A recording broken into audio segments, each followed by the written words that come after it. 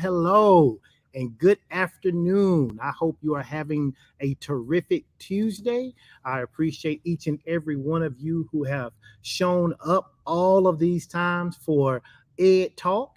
We are back today for another edition of Ed Talk, and I'm so excited to see so many of you who have already logged on and have already decided to join the broadcast. I believe it's going to be an exciting broadcast on today. But you guys know what I ask you to do whenever you come on. I ask you to hashtag live if you're watching this live, or to hashtag replay if you're catching this Ed Talk via replay. How do you know it's replay? You will not see the small red box in the upper, I believe it's left corner of your screen if you're facing your screen. And so you won't see that little red box there, which means you missed me live. But you know what? I believe this teaching can help you even on the replay. And so those of you who are just now logging on, welcome. Again, asking you to help me out by letting me know if you're watching this live or on the replay. And then also let me know where you are watching from. I so enjoy finding out where you are watching from. I see that some of you have already started to do that. I got some Arkansas people in the house. Praise God for that. I've got, let's see who else is over here. I got someone from Texas and Florida. Listen, you guys go ahead and start tagging. Let me know where you're watching from. Maryland's in the house. Okay, Virginia's in the house.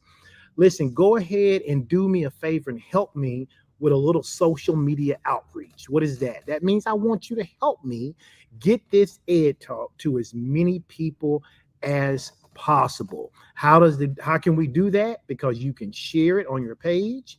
You can share it on your story. North Carolina, South Carolina, I see you. You can share it on your page or your story. You can tag a friend, right? Today is a topic that I can promise you, I won't tell you what it is yet, but I can promise you that you're going to want to not only hear it for yourself, but you're going to want to share with those people who are in your life, right? So I appreciate that. Tennessee, I see you. Kentucky, I see you. I appreciate you guys letting me know where you are watching from. Arizona, okay, Arizona, I see you. What is that? It must be like 11 o'clock a.m. out there. 1 o'clock for the people on the East Coast, and a little after noon Central Standard Time here. So listen, go ahead, keep tagging, keep sharing, and then we're going to get into today's teaching. But before I do that, I do have a couple of announcements that I would like to just take the opportunity to announce. Since I am on here and since I kind of got you captive right now, you had logged off. So let me go ahead and just share a couple of things. Those of you know that I am one of the senior pastors. I pastor Fellowship of Champions Church International Ministry with my wife, Pastor Sean Strickland. And our church, we are a worldwide ministry with partners literally all over the world, literally all over the world. And once a month, we come together and we have an in-person service. And people travel from near and far, and they come, and we have a wonderful time of worship together, right? A wonderful time of worship. We teach the word, and we love and hug on our partners from states near and far, and from countries near and far when they show up, right? And so I want to invite you to our next huddle. It's called our Champions Huddle. It is going to be Sunday, May the 28th. Service begins at 11 a.m. Central Standard Time. That is Sunday, May 28th at 11 a.m. Central Standard Time. Now, here's the good thing. That Sunday backs right up to Memorial Day, which means that a lot of people will be off work on that Monday. So if you've been wondering whether or not you can come or you should come to one of our live in-person services, and you were concerned about getting back too late on Sunday and having to go to work on Monday, this may be the perfect opportunity for you to come and revisit us again, or make it your first time visiting for one of the huddles, okay? So we want to see you on Sunday, May 28th at 11 a.m. I want to invite you personally. Pastor Sean wants to invite you personally. Our praise and worship team, our greeters, our ushers, our children's workers, everybody wants to personally invite you to come and be a part of our service. Somebody says, where is it at? It's located in Fayetteville, Arkansas. Okay. You can go to our website at www.focchurch.com. It'll give you the address. It's 2737 North Old Wire Road in Fayetteville, Arkansas, right here on our campus. I promise you, if you've not attended one of our huddles and you enjoyed this teaching that I'm doing today with Ed Talk, and you enjoy Strategies for Success that my wife does, and you enjoy Sunday celebration, and you enjoy Refresh Bible Study, you enjoy Tuesday night and Friday night prayer, listen, there's nothing like the real live experience. And you want to come and you want to be a part of that. So I invite you to do that. The second announcement I like to make is about Relationships 101. Our next broadcast, our next episode of Relationships 101 will be live June the 6th, okay? June the 6th at 7 p.m. Central Standard Time. It is not in person. It is virtual.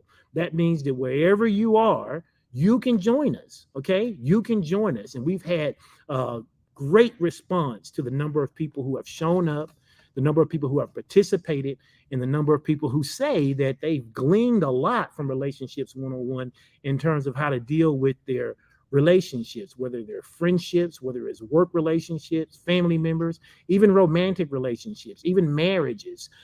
People have said that the tools and the strategies that we've been sharing have been invaluable to them. And so I'm encouraging you, come out on June 6th. What I mean, come out. I mean, turn your computer on. Turn your computer on and come out and join us on June 6th, 7 p.m. That is about 3 weeks, okay? 3 weeks from today. I know a lot goes on, a lot happens in 3 weeks. So go ahead and set your alarm in your calendar right now. Just set your alarm, grab your phone, and just set it for June 6th, 7 p.m. Central Standard Time. That's 8 Eastern Time. That's 6 Mountain Time. That's 5 Pacific Time. Okay. So just set your calendars. And if you're overseas, you have to figure out what time that is. I don't know all of those time zones overseas. You have to figure that one out. I apologize. But we want you to come. We want you to be a part. And we want you to glean from myself and Pastor Sean. And who knows, we may have a special guest this month to talk about the topic that we're going to be discussing. But you got to show up to know that, okay? You got to show up to know that. So I appreciate, again, all of you who are here. I appreciate all of you who have tagged and let me know where you're watching from. I saw Alabama. I saw Mississippi and Florida. I may have said that one. Somebody from Ohio. I see Ohio is on. Listen, I appreciate you. Thank you so much. New Jersey, I see you. Illinois, I see you. Gary, Indiana, I see you. Listen, I appreciate those of you who have let me know where you're watching from. Feel free to keep doing that. If you come in and the broadcast is catching up and you're hearing me say, tell me where you're from, tag it. Let me know where you're from. And then on today, listen, talk to me in the comment section. If it's something that I say that resonates with you or you get a breakthrough, by all means, please feel free to use the comment sections to share your aha moments. Okay. All right, so let's get into talking about what I want to talk about today on this 11th episode. I believe this is my 11th episode of Ed Talk. And so we're going to be talking today about breaking the cycle of making bad decisions. Breaking the cycle of making bad decisions. The fact of the matter is, you just look around and all of us can see that even our own selves, right? But also, maybe we've done some work on ourselves, and so we don't make as many bad decisions anymore. But we still know so many people in our life who are our family members, our friends, and again, not excluding ourselves, who we end up not just making a bad decision once or twice, but we find ourselves living in a cycle of making bad decisions. As a pastor, I have the opportunity to counsel lots of people, right? I counsel lots of people quite often. And many times when I'm counseling them and we're trying to get to the root cause of what's going on and what's happening, what I find is that so many people lack good decision making strategies. They do. They just lack good decision making strategies. And what happens is they make bad decisions, and then those bad decisions lead to additional bad decisions. And so, a couple weeks ago, because I'm typically praying about what I'm going to talk about weeks in advance, and I was asking the Lord, like, how do I help people break the cycle? We talk about generational curses so often, and sometimes generational curses are a result of demonic oppression, right? And sometimes it's because people have bad information.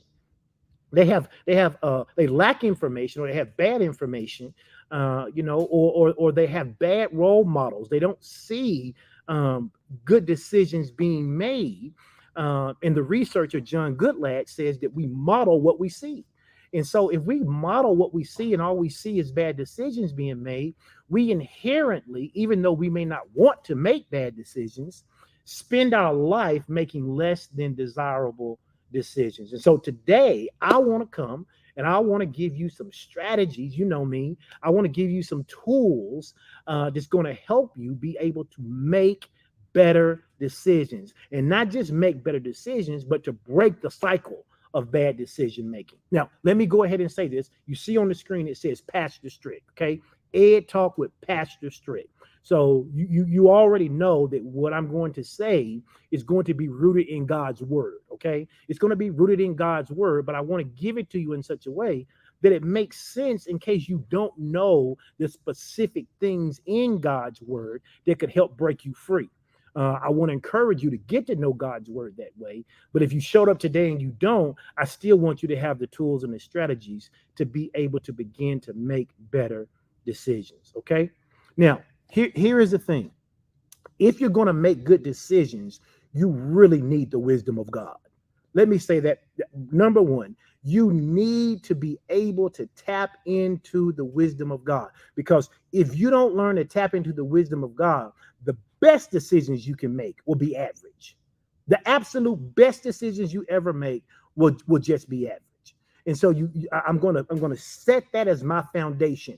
That's what we're building on. Everything else I talk about today is being built on the solid foundation that Christ knows best, right? We're teaching a series at our church called Christ is the Answer. And so if you want to know how to make better decisions, number one, get Christ involved in your decision making. Okay.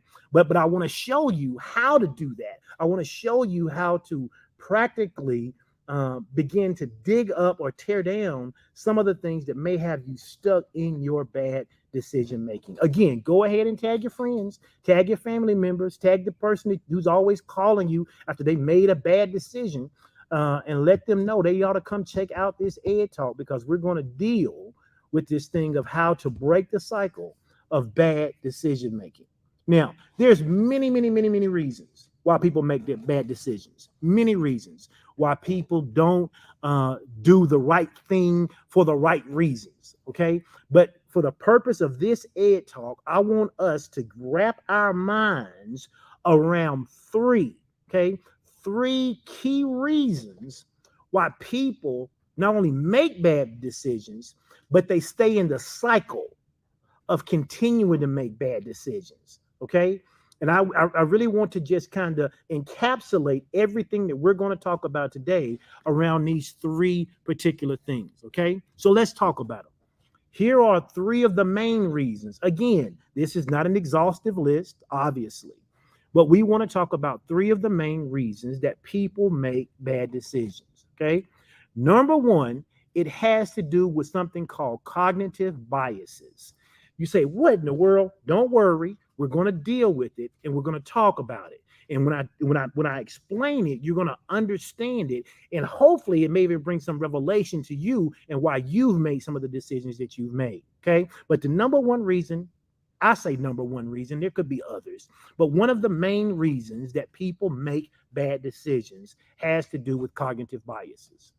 Number two, it has to do with the emotional state of being at the time they make the decision. Okay, their emotional state of being. We did an entire Ed Talk around taming your temperament.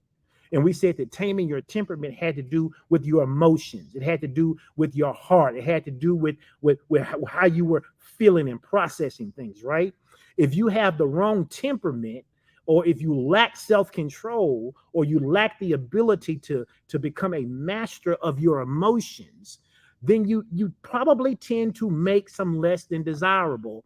I'd even go out on the limb and say some pretty bad or poor decisions. Okay, so people, they make bad decisions because of cognitive biases, the emotional state of being at the time, and then number three, because they typically either lack information, right? They don't have enough information to make a quality decision, or the information that they have is misinformed information. It's not the right information. It doesn't have the right context. It doesn't have the right nuance to it. And so as a result, they're making decisions with less than desirable information. Now, we know information is important because if you don't have information, right, then you don't have knowledge. If you don't have knowledge, then you can't have wisdom, because wisdom is the correct application of knowledge. And you can't apply knowledge correctly if you don't even have the information. And so you see how that works. So people have a lack of information, or they have misinformation. They have a bad emotional state at the time of making a decision. It's why we tell people all the time, never make a permanent decision, right, based on a temporary feeling. Okay, you don't get upset and you want to run somebody off the road, and then you lack self-control, and so you take your car and ram it into them and ram them off the road. Their car flips, they die, and then you get charged with manslaughter. See, that's a permanent decision that you're making in a temporary state. And I know that's excessive. I wanted the example to be excessive so that you would get the point. And then again, we're talking about cognitive biases. Okay. So those are the three main things that we're going to build on today. And remember, those three things are being built on the fact that if we want to make better decisions, we got to have Christ as the head of our decision making. Okay. Once I get Christ at the head of my decision making, then I can deal with my inappropriate cognitive biases. I can deal with my poor emotional state, and definitely I can deal with the lack of information, because the word of God says, if any man lacks wisdom, the correct application of knowledge he received from information, it says, let him ask of God, who will give to him liberally and unabraded, right?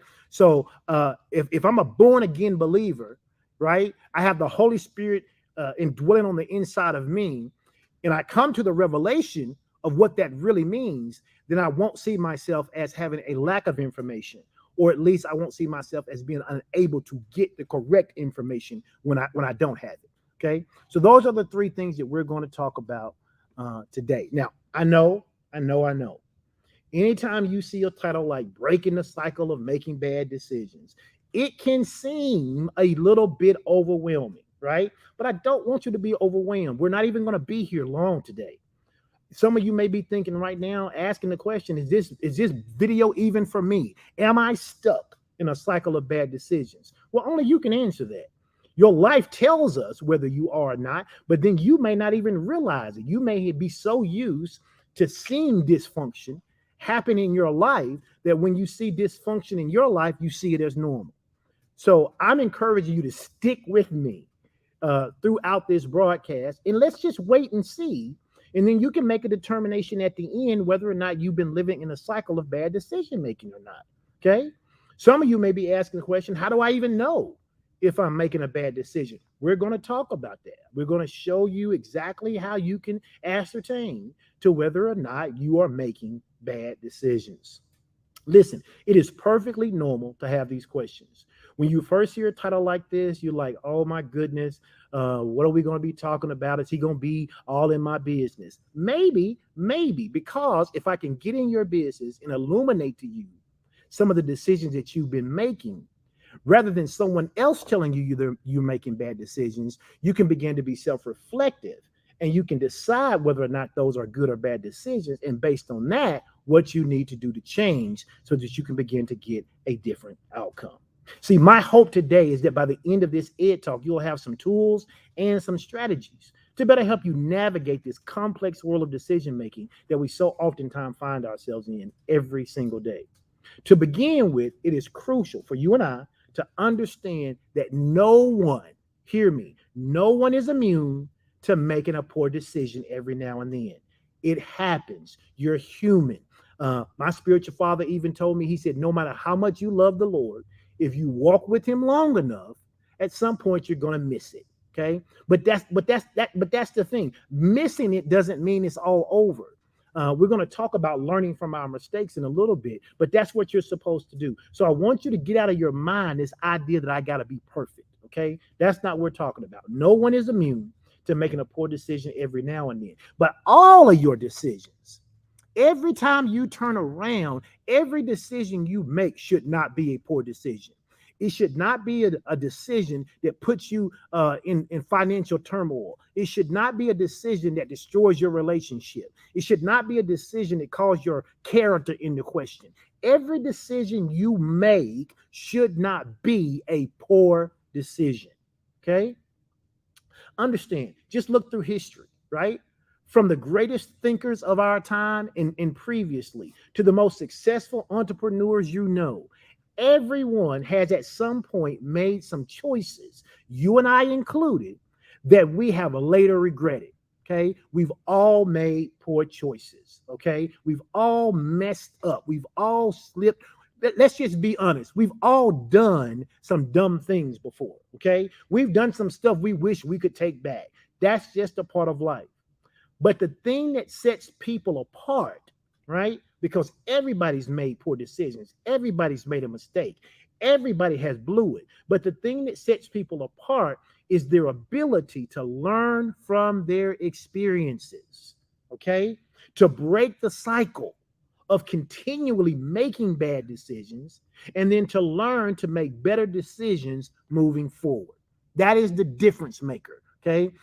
Yes, I make mistakes. Yes, you make the mistakes. But the question is, do I have the ability to learn from them? Because just because you make a bad decision doesn't mean you learn from it.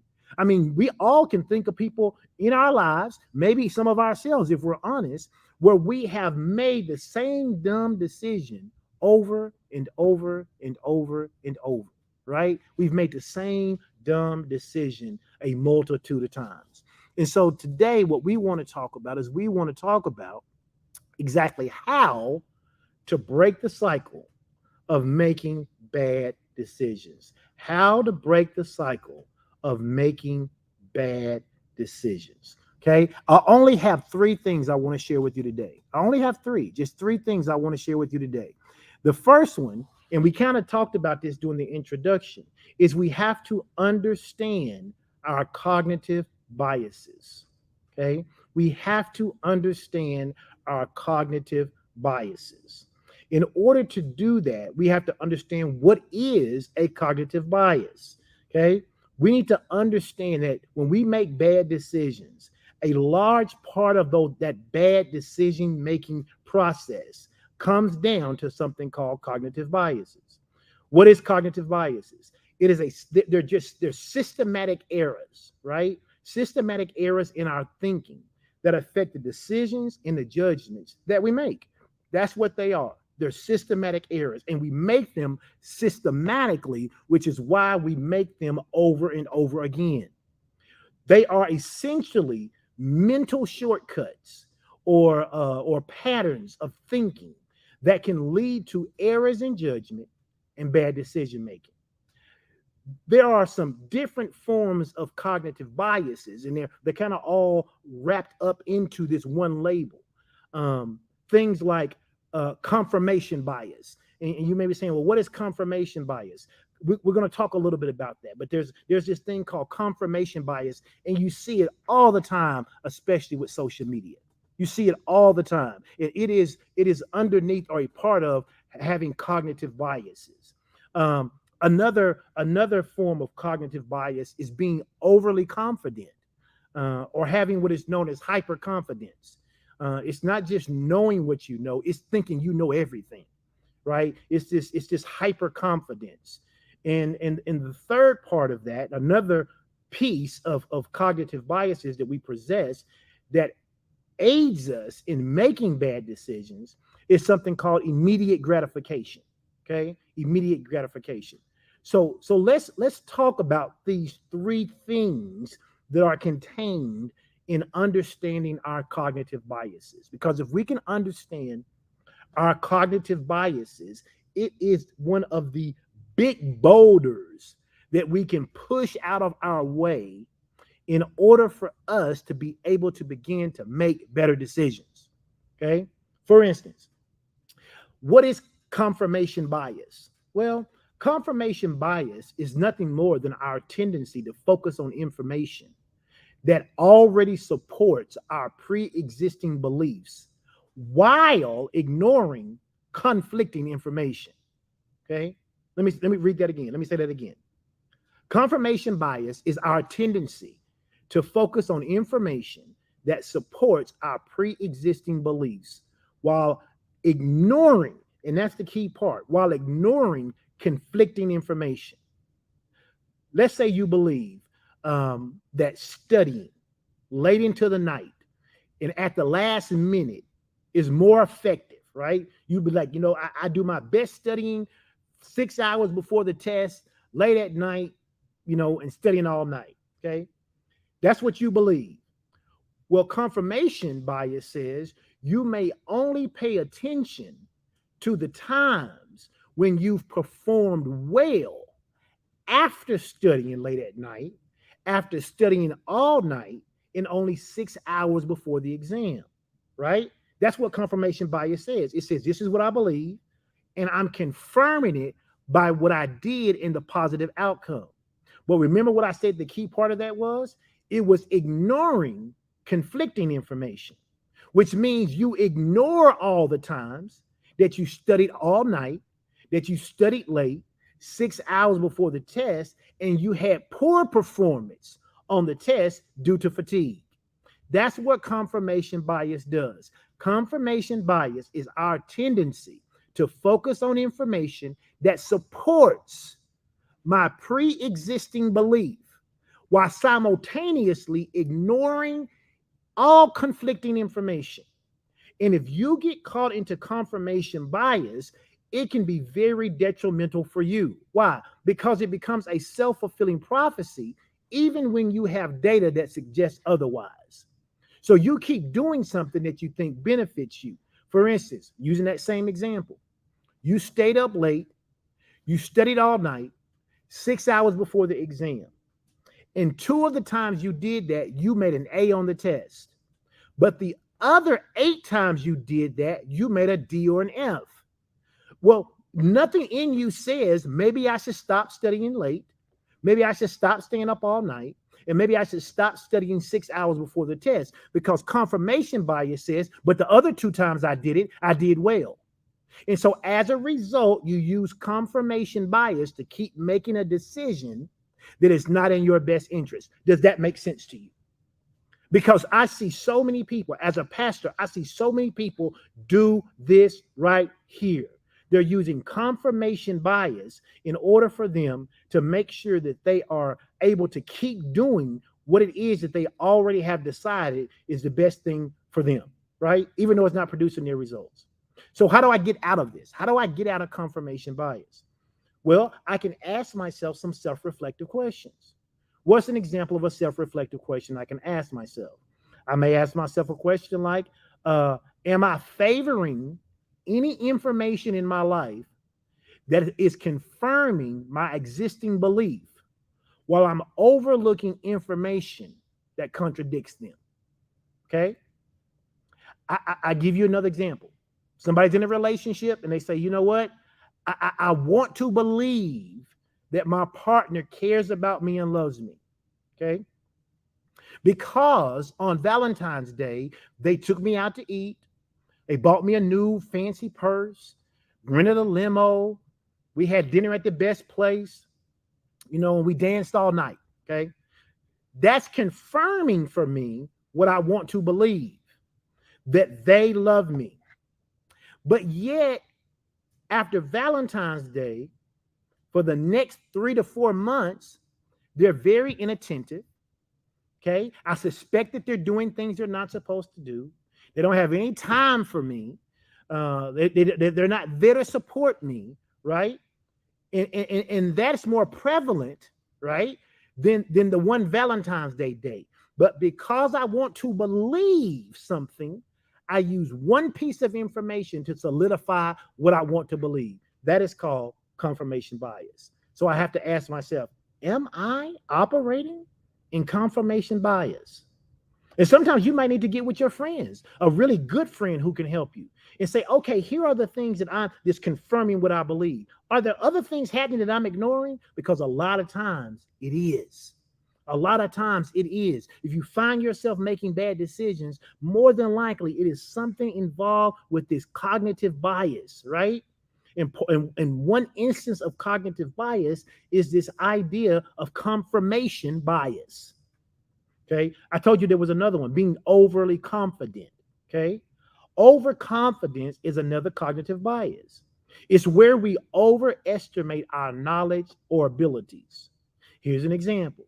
You might think you can finish a project the night before it's due, right? Leading to a rushed work or even missing the deadline because something unexpected happened, right? And then typically you want to blame something else. Well, I could have got the project in if the internet went down.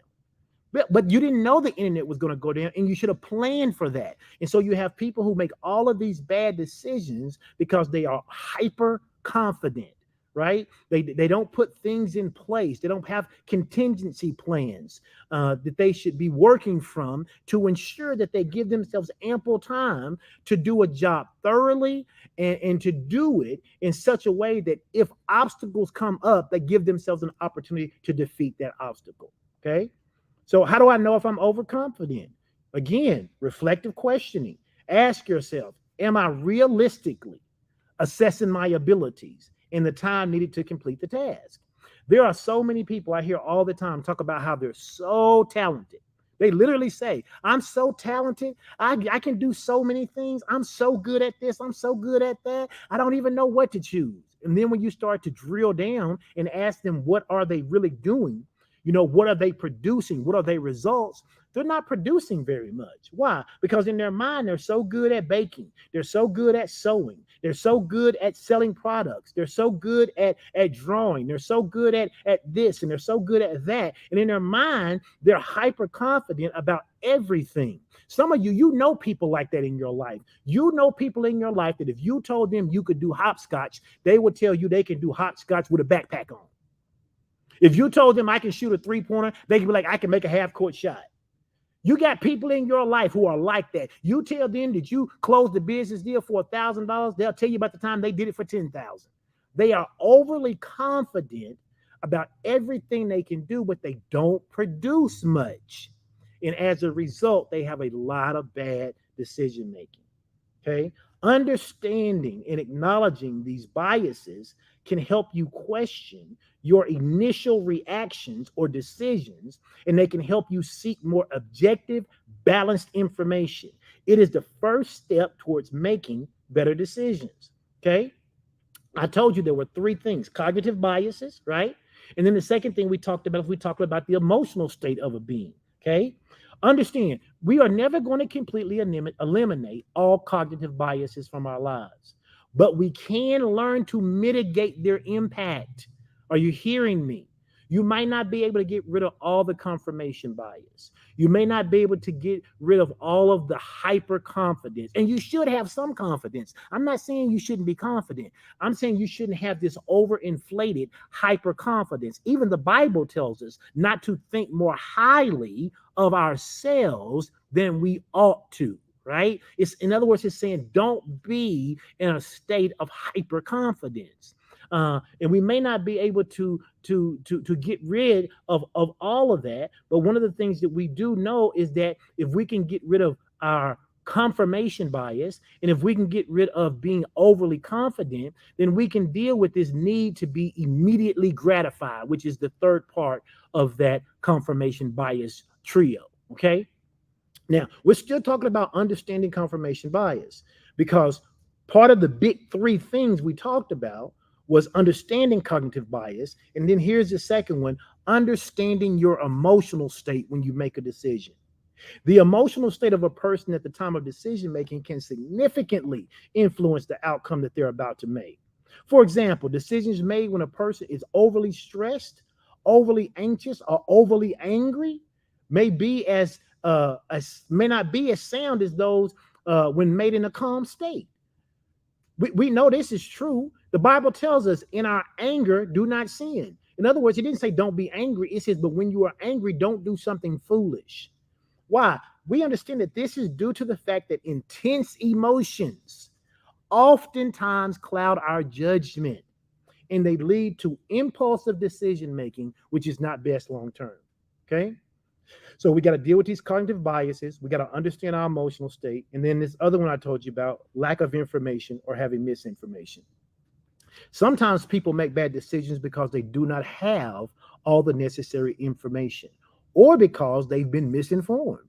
This lack of accurate, comprehensive information oftentimes leads to decisions that are not in the person's, yours and mine, best interests, right?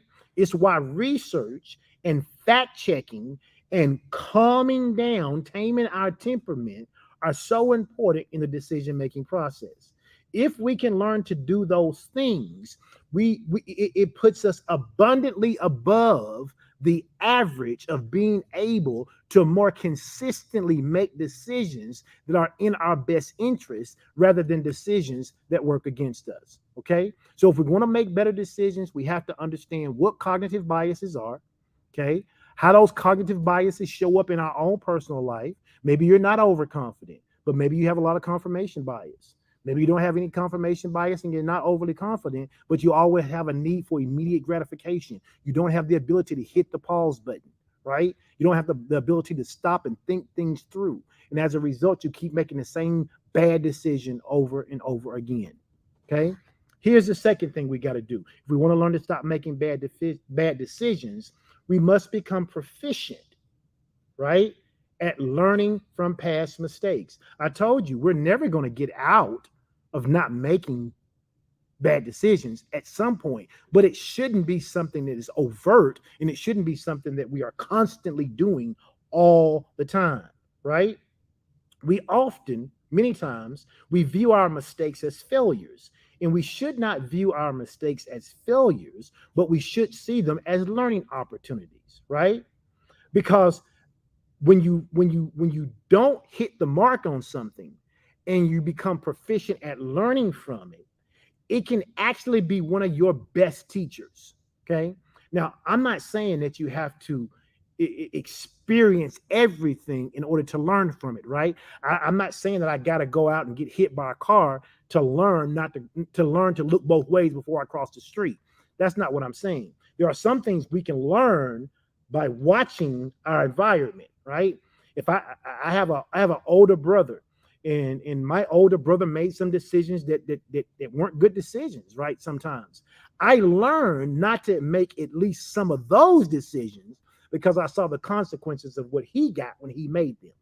But there are some decisions in the learning process as we are growing and maturing and developing both personally and professionally that we may make some missteps. We may make some mistakes. And if we learn from them, if we don't spend time blaming other people, we don't spend time feeling sorry for ourselves, but if we will learn from them, we can actually become better people because those teaching lessons are extremely effective.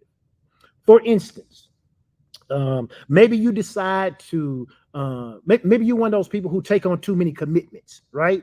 You can't say no to people. And then as a result of that, it begins to lead to you having additional stress. It leads to you not being on top of your game. You're underperforming in everything you're doing because you don't have enough time to really focus on things that matter. You're just running all over the place saying yes to everybody.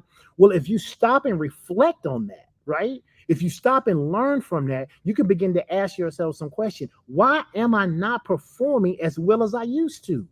One of the reflections could be is maybe I'm involved in too many things.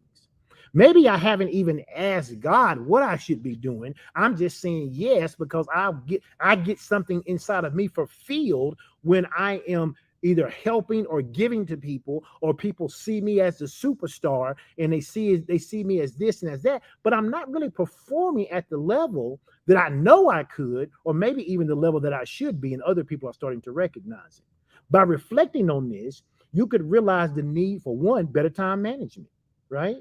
Or you could learn something that I teach people all the time, that how no is a full sentence. No, I don't have to give you an explanation of why I can't add that to my plate. I don't have to give you an explanation of why I can't be at this event or that event. The answer is no. And no is a full sentence. And then I can get back to time management where I can begin to deal with the things that are most important. I can let the main things be the main things, and I can stop sweating the small things rather than just spreading myself so thin that I don't do a good job for any of that, right? I have to learn that it's okay to take some time to think about my decisions that I'm about to make before I make them. Sometimes people, my wife and I, are involved in this project that we're trying to do, and as a result, someone was trying to get us to go much faster than we wanted to. But what we have learned is that if we move faster than we are comfortable with, we almost always end up making a bad decision. And so we live our lives by the fact that if indeed it's for us, it's for us. And it can't be, we don't have to rush to get it. And we also don't have to procrastinate in a situation. We hear God and move as God tells us to move, right? Because when you do that, you make better decisions. When you make better decisions, you have to spend less time redoing things. You spend less time redoing things when you slow down, hit the pause button, and you deal with your own confirmation bias. You deal with your own hyper confidence. You deal with your own need for immediate gratification, and you deal with that cognitive bias that is basically a systematic way of thinking that produces errors in your life, right? So you deal with those things, and then you're much able to come to a more logical, God-led decision. And I always say that because remember, we're building on this foundation that if you want to make better decisions, God has to be at the center of your decision making. Okay, God has to be at the center of your decision making. So let's talk about then the third step. What's the third step? We know that the first step is we have to understand our cognitive biases. And then we said we have to become proficient at learning from past mistakes. And you have to be honest with yourself. Are you really learning from your past mistakes? Because it's one thing to be able to articulate what you did wrong.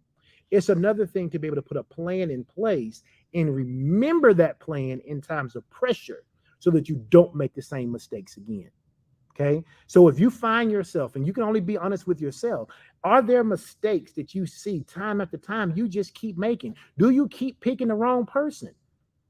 When we talk in relationships 101, we ask the question, is your picker broke? Do you keep picking the same dude over and over and over, even though he may look different? He may be a different height. He may be a different color. He may be from a different part of the country, but it's the same old dude over and over and over, or the same woman over and over and over. She may be tall, she may be short, she may be thin, she may be thick, she may be country, she may be city, but it's the same girl over and over and over. You keep picking the same one. Is your picker broke? And it doesn't have to be just about relationships. Is your picker broke when it comes to a job? Is your picker broke when it comes to shopping? Is your picker broke when it comes to eating? Whatever it is, whatever decisions that you are making over and over and over, and they're not benefiting you, you have to ask yourself, am I learning from it? Because a lot of people know what they shouldn't do. The problem is when pressure gets on them, they only do what they do. And that is the problem.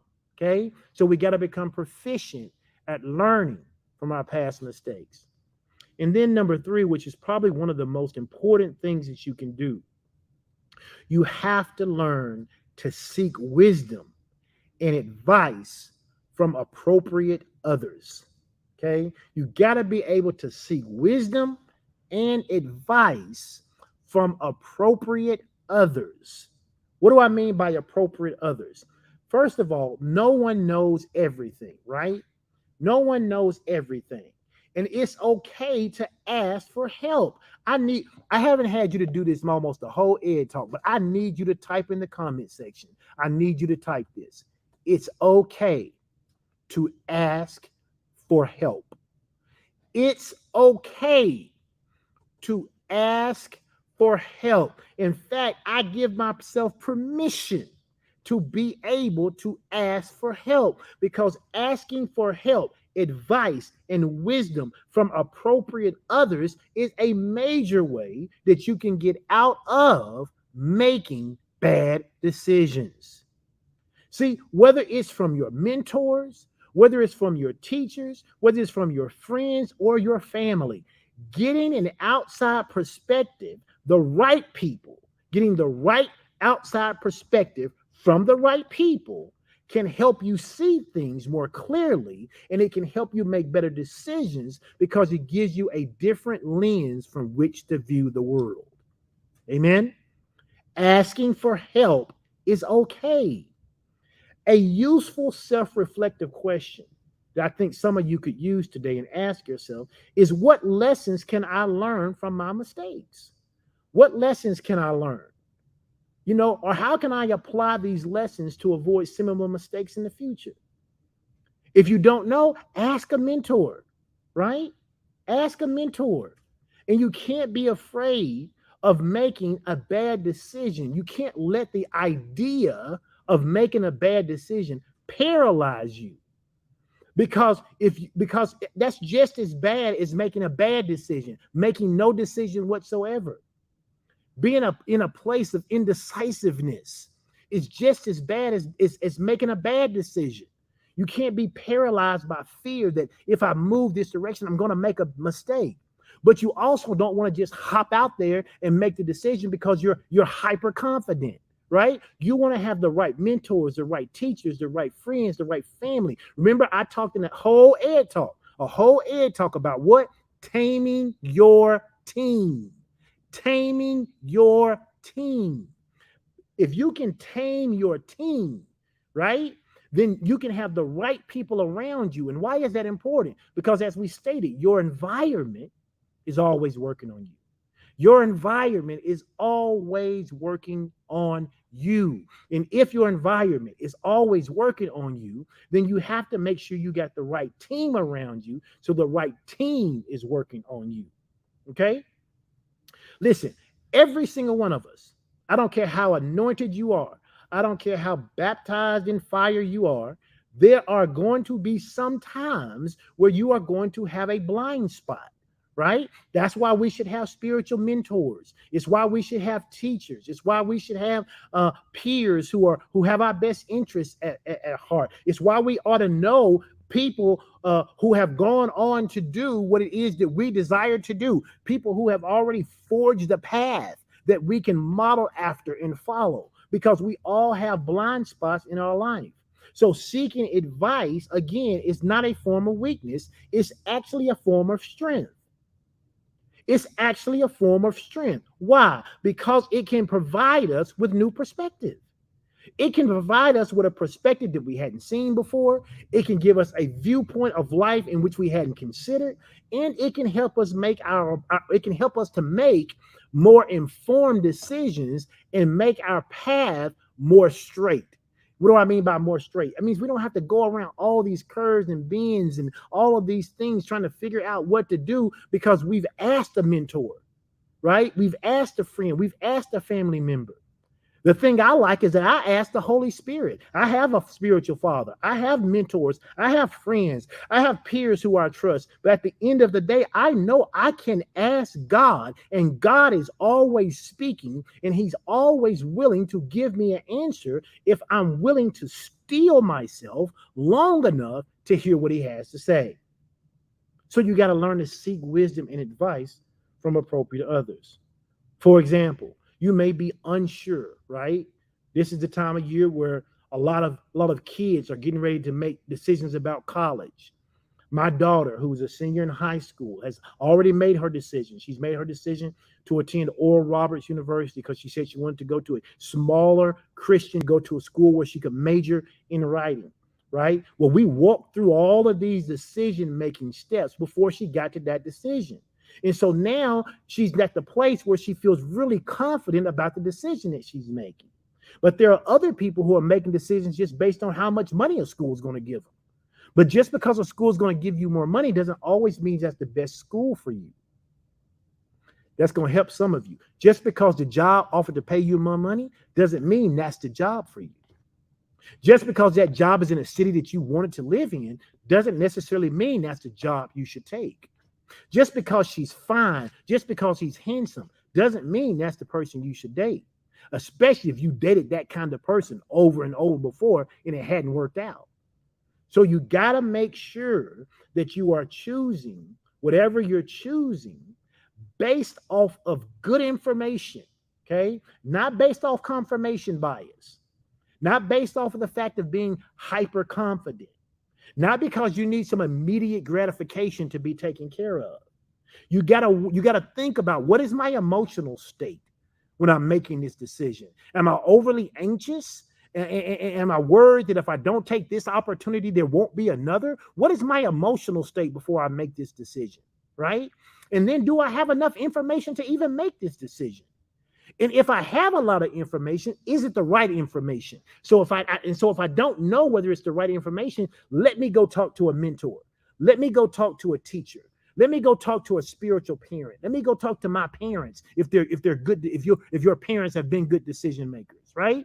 Let me go talk to them and lay this out so that we can come to a decision that is a decision that has the likelihood of benefiting me rather than causing me major consequences. Okay?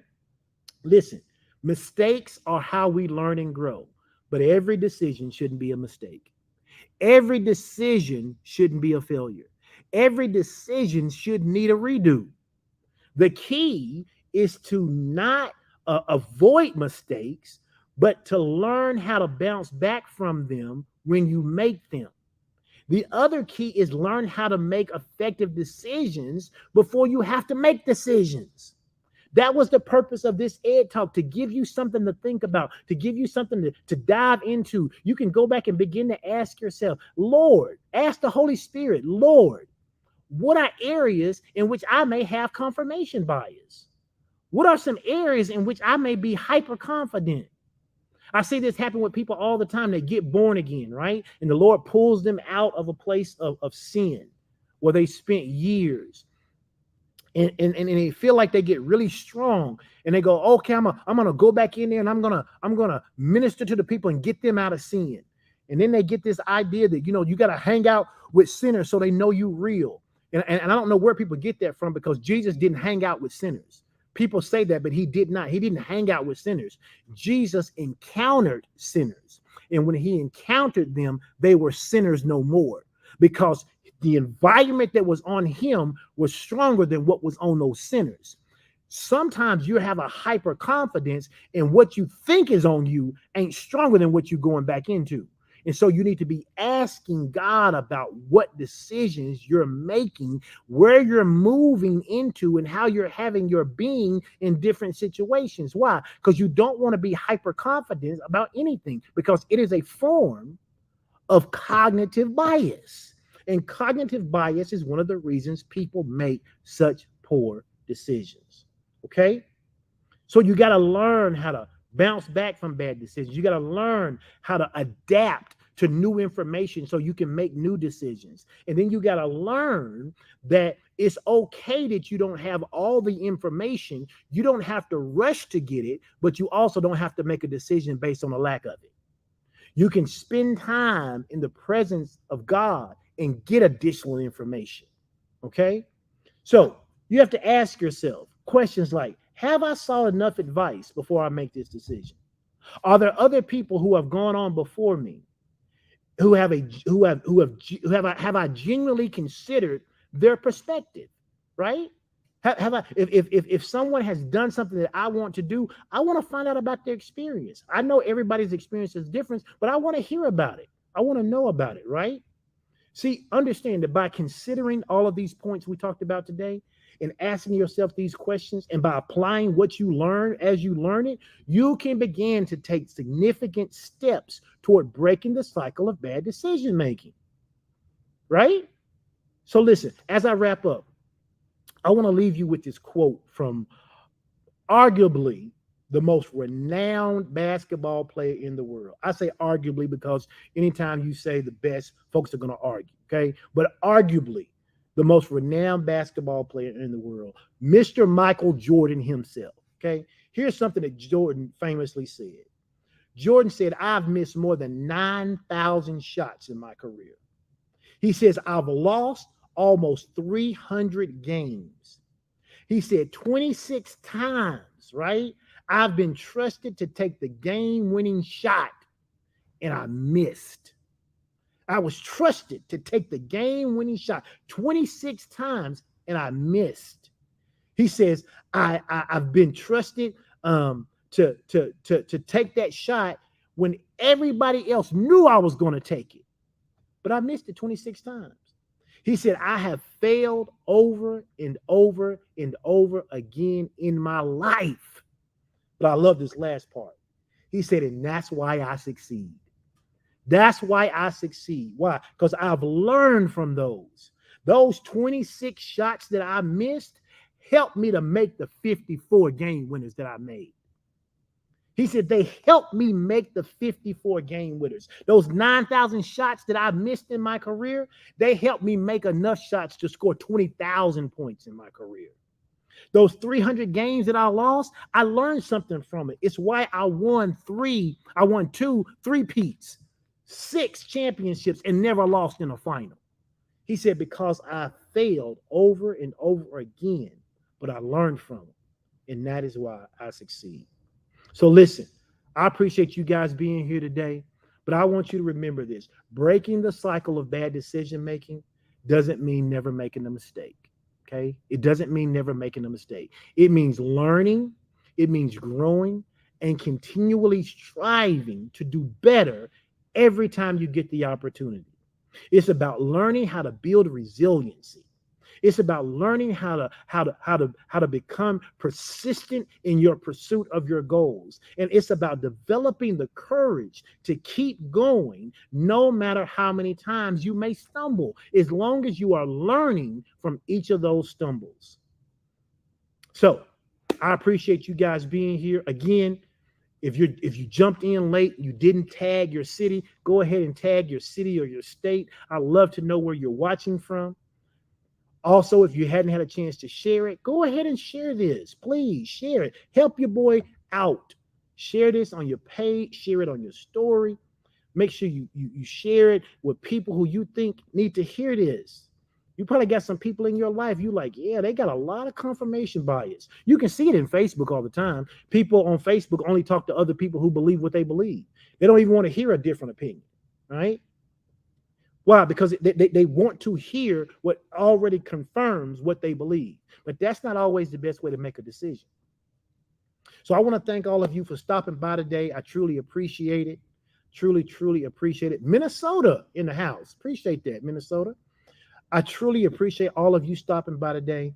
I appreciate it, and I hope and pray. I hope and I pray that today's Ed Talk will just be a small stepping stone for you to begin to navigate this fascinating journey of life that is so full of decisions that we need to make, and they need to be high quality decisions so that we don't spend our time having to redo things over and over again.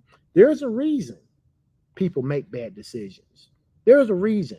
And just like there's a reason they make bad decisions, there's a reason people make good decisions. And my prayer for you is that you would learn how to break the cycle of making those bad decisions. Listen, I appreciate you guys. One more time, I just want to remind you, if you follow me or Pastor Sean or our ministry, I want you to know that we are going to be having our next in-person service on Sunday, May the 28th at 11 a.m. at our Fayetteville, Arkansas location on our campus here in the beautiful city of Fayetteville. I invite you to join us.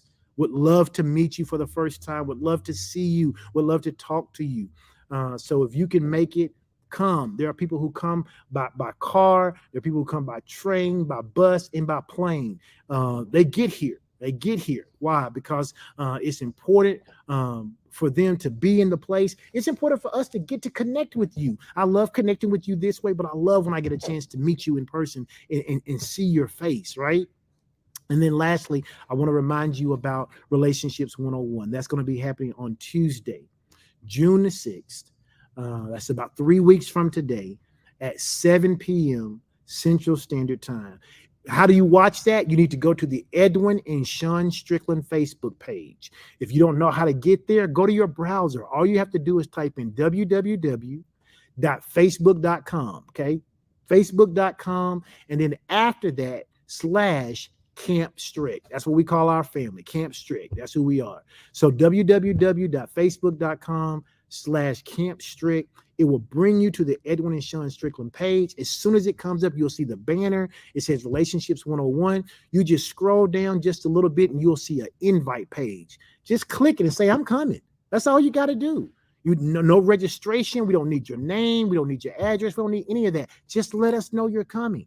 Right? I think the last 2 times we've had over 200 people attend our live event and thousands more who watch it throughout the month because we only do it once a month. Okay. So come be a part, June 6th, 7 p.m. Central Standard Time, Edwin and Sean Strickland Facebook page. I appreciate you guys for stopping in. Listen, if you've made all 11 of the Ed Talks, big shout out to you. I appreciate it. I thank you. And again, do me a favor if you haven't, like or love or heart this broadcast, right?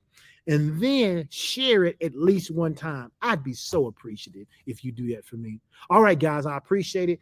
I will see you all next Tuesday when I'll be back with another edition of Ed Talk with your boy, Pastor Strick. God bless you. Have a terrific Tuesday. And if you ain't having a terrific Tuesday, make the decision you're going to have one. God bless you.